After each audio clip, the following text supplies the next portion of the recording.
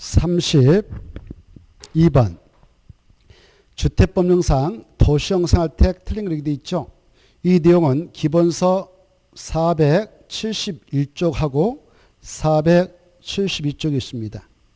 답은 5번인데요. 5번 보면 이 원룸형 주택은 세대별로 독립된 주거가 가능하도록 욕실, 부엌 설치하여야 하고 맞습니다.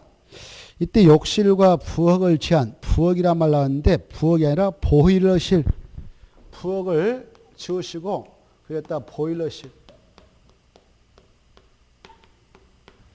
왜 욕실하고 보일러실 이렇게 원룸형 주택 모양새를 만들 때 여기다 욕실을 넣고 개인 난방인 보일러실을 넣습니다. 이렇게 해서 이 욕실, 보일러실을 제한 나머지 공간은 하나의 공간으로 구성을 하도록 하고 있는데 그래서 틀렸어요. 자, 하나의 공간으로 구성해야 한다. 이렇게 수정하시고 그 다음에 해야 한다 옆에다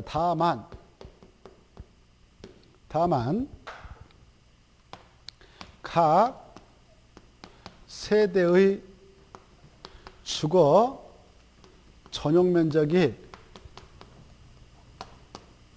30제곱미터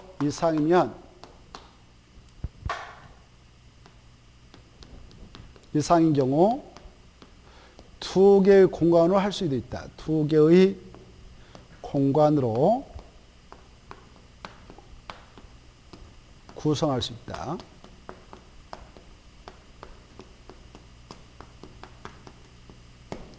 그래 이 원룸택인데 각 세대의 전용 면적이 30제곱미터 이상이다 그러면 여기 현관문이 있다 그러면 여기 싱크대가 있고 이 공간을 이렇게 좀 두 개의 공간으로 구성해도 된다 그 말입니다.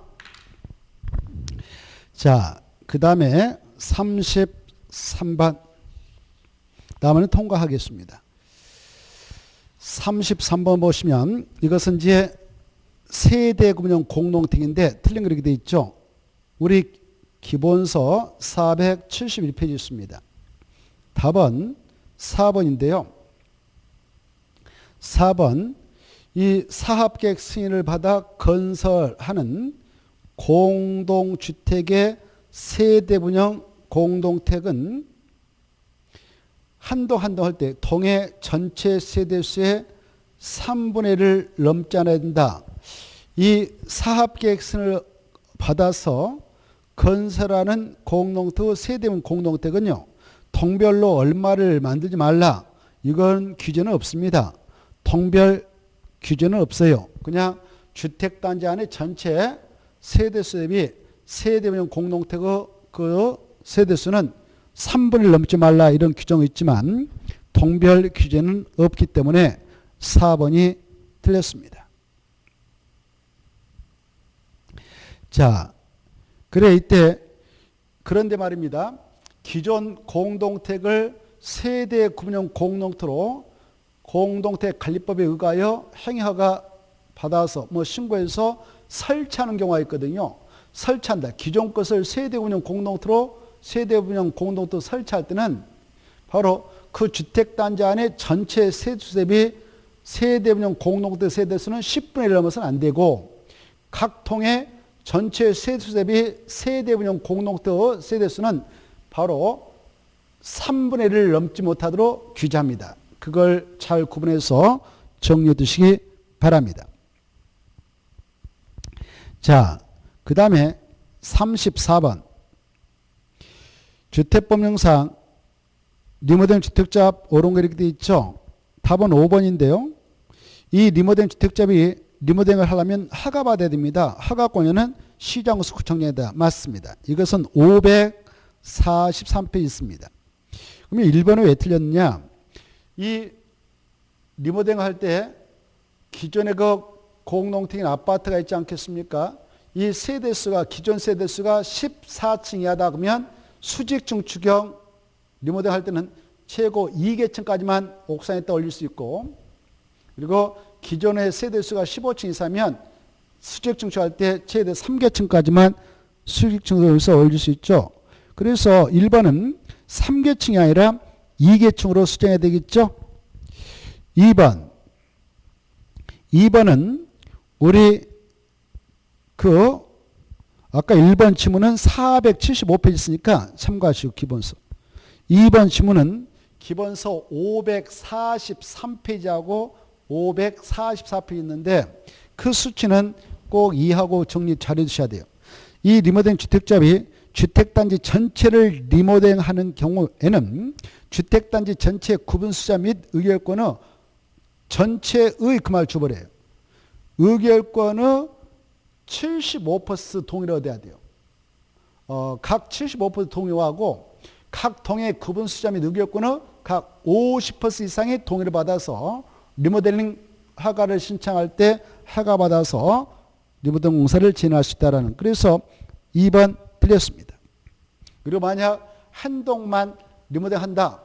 리모델링 주택자 만들어가지고 리모델링 하고자 리모델링 허가를 신청하려면은 바로 그 동의 구분수자 및 의결권의 각 얼마의 동의를 받아서 동의서 첨부해서 내야 리모델링 허가를 받아서 리모델링 공사를 할 수 있을까요?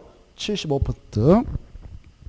그 다음에 3번을 보면 국민주택에 대한 리모델링을 위하여 리모델링 주택조합을 설립하려고 한다. 설립했다 체크하고 이 주택법상 주택조합인 지역, 직장, 리모델링 주택조합을 설립할 때는 인가받습니다. 이때 설립인가를 누구한테 받느냐? 관할 시장수 구청장이죠. 그런데 3번 신고해야 한다 틀렸죠? 신고를 인가받아야 한다로 수정. 다만 이 주택법상 직장 주택조합의 경우는 두 가지 목적을 가지고 설립할 수 있죠. 같은 직장에 근무하고 있는 근로자들이 주택을 건설해서 마련하고자 그 조합을 설립한다. 그럴 때는 설립인가 받아야 되죠. 그런데 국민택을 공급받기 위해서 직장 주택조합을 설립하게 될 때는 그때는 시장수 구청장한테 설립 신고만 하고 설립합니다.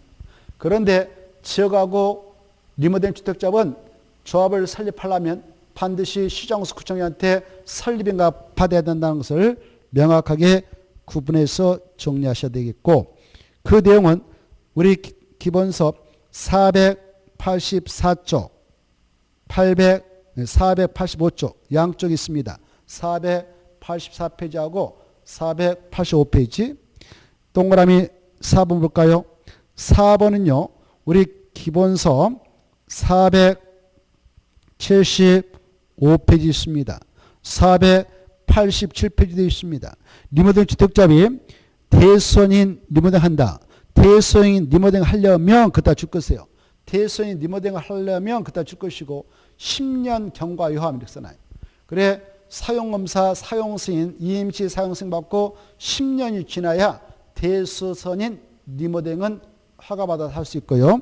마지막에 사용승인으로부터 15년 이상 경과한다. 그따 줄 것이고 15년 이상의 경과를 요하는 경우는 증축인 리모델링 시 이렇게 써놓으세요. 이 증축을 하려고 하는 리모델링 경우는 15년 경과 연수가 차야 됩니다. 증축은 15년 경과, 대수는 10년 경과 이렇게 차 있죠. 그래서 4번 대수원 리모델링 하려면 15년 이상 지나야 된다 이랬으니까 틀린 것이죠. 35번. 자, 주택법령상 사업계획 승인 틀린 거 답은 3번인데 3번은 기본서 502페이지 있으니까 참고하시고, 이 사업계획 승인권자는 주택 분양 보증했다 또 한번 치세요.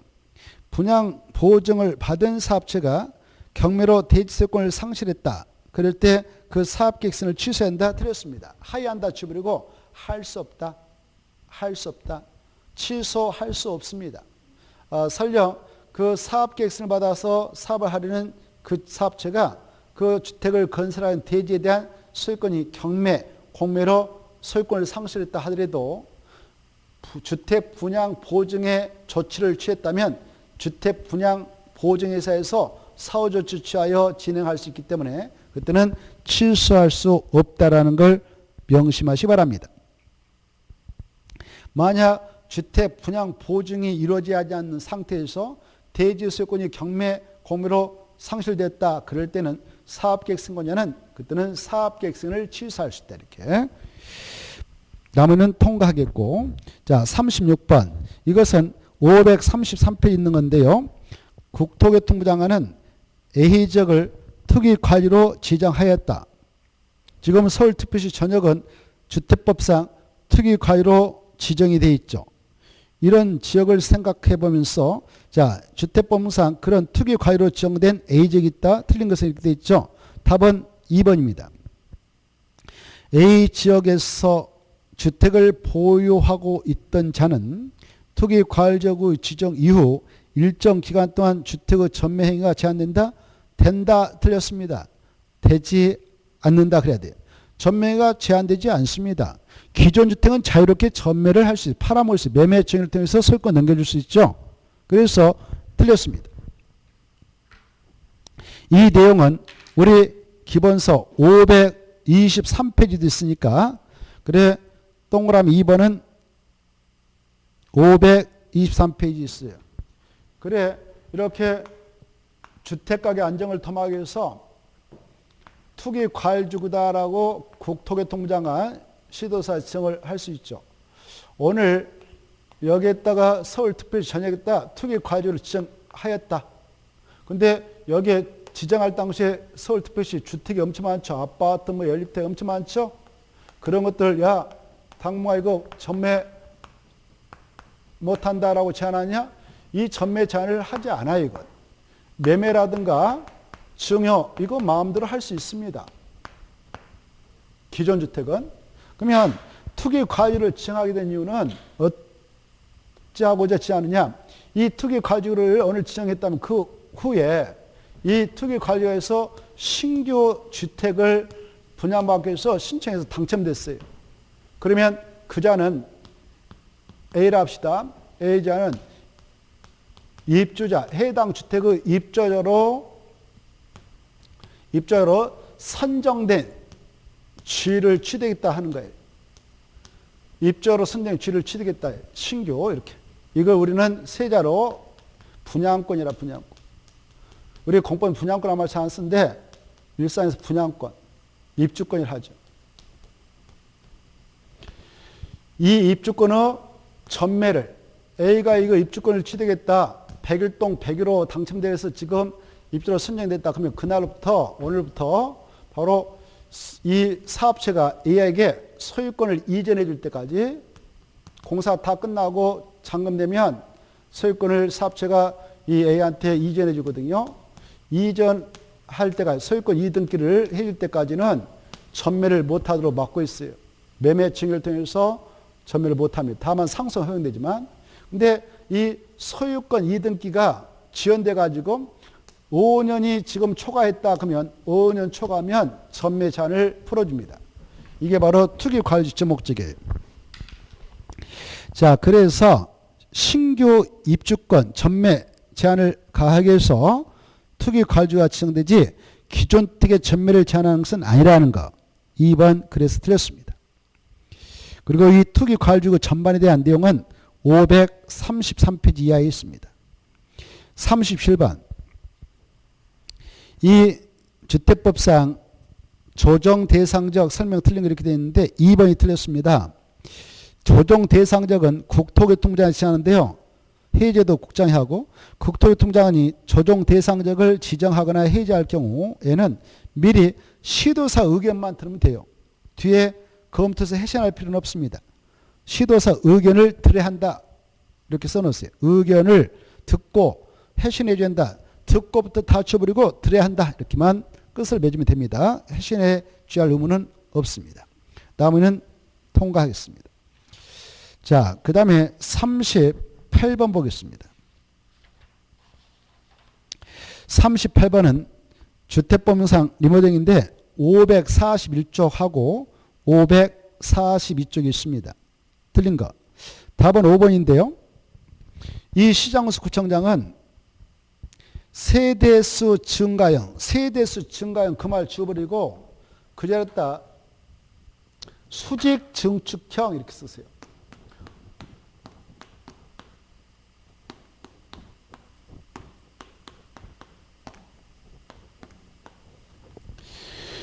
그래 5번 보면 시장으로서 구청장은 수직 증축형 리모델링을 허가한 후에 해당 건축물의 구조 안전성 등에 대한 상세 확인을 위하여 안전 진단을 실시해야 한다. 이 상세 확인, 구조적으로 문제가 없는가 있는가 이런 상세 확인을 위한 안전단 실시는 수직 증축형 리모델링을 진행할 때 그렇습니다. 그래서 5번이 틀렸고 39번 이 농지법상 농지취득 자격증명 발급이다. 틀린 거 이렇게 되어 있죠. 답은 4번입니다. 우리 일반 사인들이 농지를 합법적으로 전용하고자 할 때는 신고 대상은 농지 신고를 관할 시정수권자한테 내 가지고 신고가 수리되면 신고지 나오거든요. 그때 농지를 전용할 수 있고 신고 대상이면 원칙적으로 농림축산식품한테 농지 허가 받아야 되죠. 이렇게 허가를 받았던 건 신고 마쳤던 건을 취득하려고 한다. 그때는 농지 소유권 이등기 신청해서 취득할 때는 농지 취득 자격증명 발급받아야 됩니다. 그래서 등기 신청할 때 첨부해서 내야 등기해 주죠.